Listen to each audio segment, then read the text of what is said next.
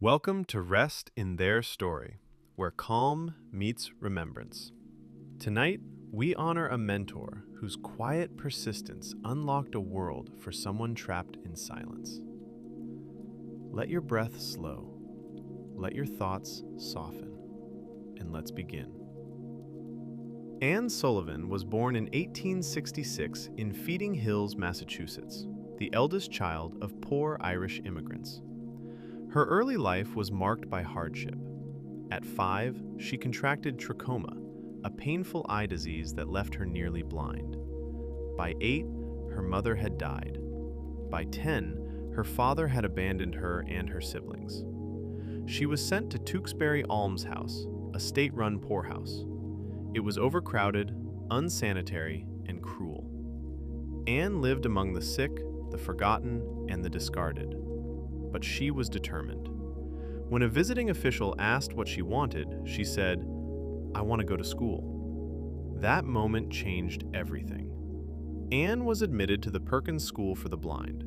She arrived uneducated, angry, and defiant. But she learned, she studied, she grew. She underwent multiple surgeries to improve her vision, and in 1886, she graduated as valedictorian, a young woman shaped by suffering, but not defined by it. 1 year later, she was sent to Alabama to teach a child no one believed could be reached. Helen Keller was 6, blind, deaf, isolated. Her world was confusion and frustration. She lashed out, she broke things, she screamed. Her family was desperate. Anne arrived not as a miracle worker, but as a mentor. She believed in discipline, yes, but also in dignity. She treated Helen not as broken, but as brilliant. She saw potential where others saw impossibility. She began with routine, respect, boundaries.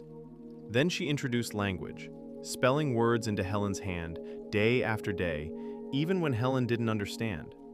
And then came the water pump. On April 5, 1887, Anne took Helen to the pump. As water flowed over Helen's hand, Anne spelled W-A-T-E-R into her palm. Suddenly, something clicked. Helen understood. The signs had meaning.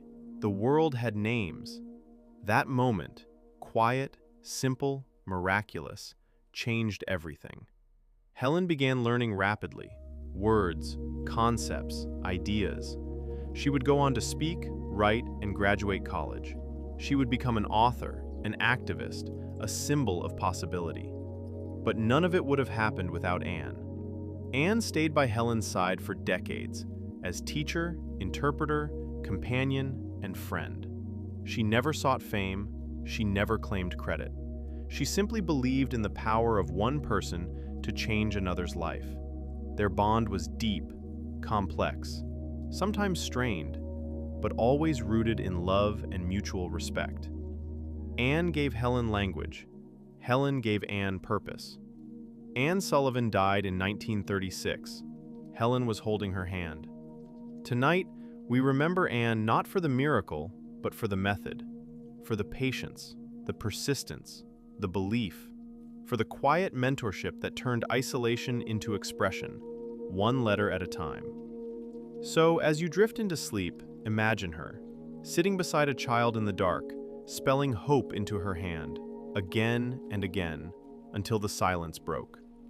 Thank you for resting in her story. Sleep well.